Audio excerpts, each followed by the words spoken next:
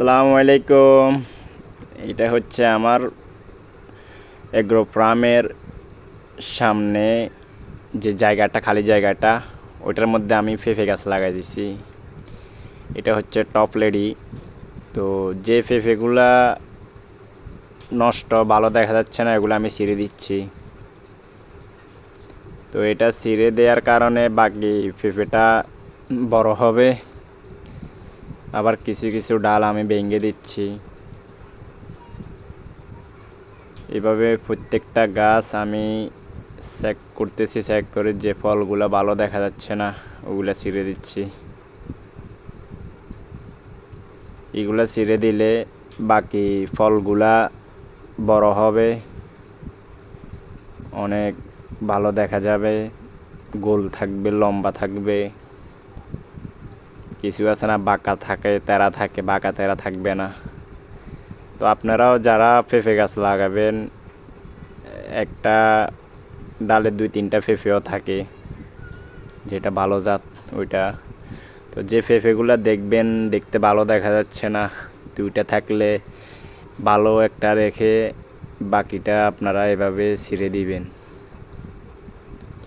এ দেখেন এরকমগুলা ছিঁড়ে দিবেন।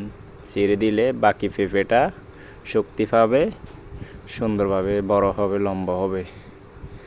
আর ডাল কিছু কিছু গোড়ার ডাল এগুলা আপনারা ভেঙে দিবেন, আর সবগুলা না, মানে গাছ বেশি একটু লম্বা হওয়ার পরে যে নিচেরগুলো আছে পেঁপে বড় হয়েছে ওইগুলা ভেঙে দিবেন, সবগুলা না। তো এইভাবে আমি প্রত্যেকটা গাছ চেক করতেছি। এটা আমি টপ লেডি গাছ লাগাইছি, তো জাত অনুযায়ী ওরকম ভালো পড়ে নাই বীজটা আমার। এই দেখেন এই টপ লেডি জাতের কেমন হলো, এটা সুবিধা লাগতেছে না আমার। কয়টা বীজ আমার কাছে ভালো লাগতেছে না। পেঁপে জাতের মধ্যে সবচেয়ে উপরে হচ্ছে টপ লেডি।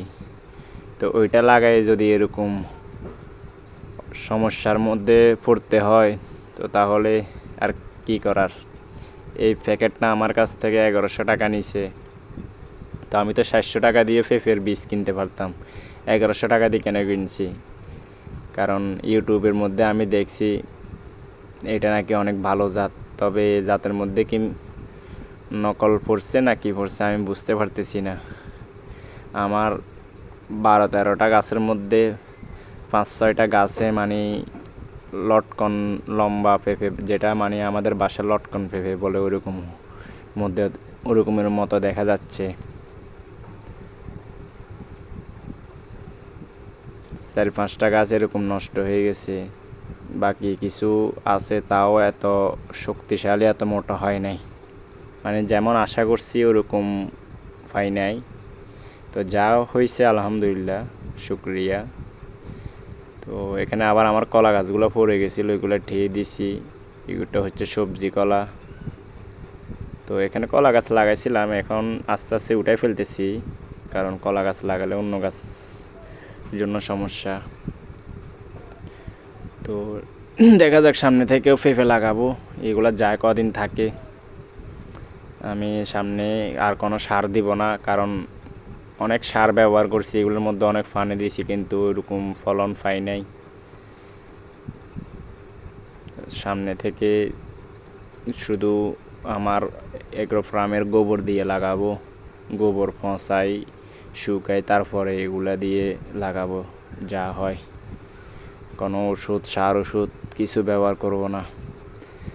যেটা মানে প্রাকৃতিকভাবে, অর্গানিকভাবে হয় ওরকমভাবে করার চেষ্টা করব, যাতে বাণিজ্যিকভাবে দরকার নাই, নিজেরা খেতে পারলে ওটাই ভালো হবে।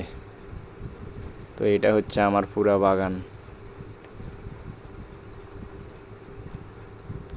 তো আপনারা যারা পেঁপে চাষ করবেন, তো ইউটিউবের দেখে যে কোনো একটা জাত বাছাই না করাই ভালো। আমি মনে করি আমাদের দেশি শাহি পেঁপে, শাহি জাতের পেঁপে, ওটাই আমি মনে করি ভালো। ওটা খারাপ তো আমি দেখি না। ওটা আপনারা ওটাই চাষ করতে পারেন আমি মনে করি। কারণ এরকম বড় একটা জাত যদি এরকম হয় তাহলে আর কিভাবে বিশ্বাস করব কোন জাত ভালো। তো ঠিক আছে, ভালো থাকবেন সবাই।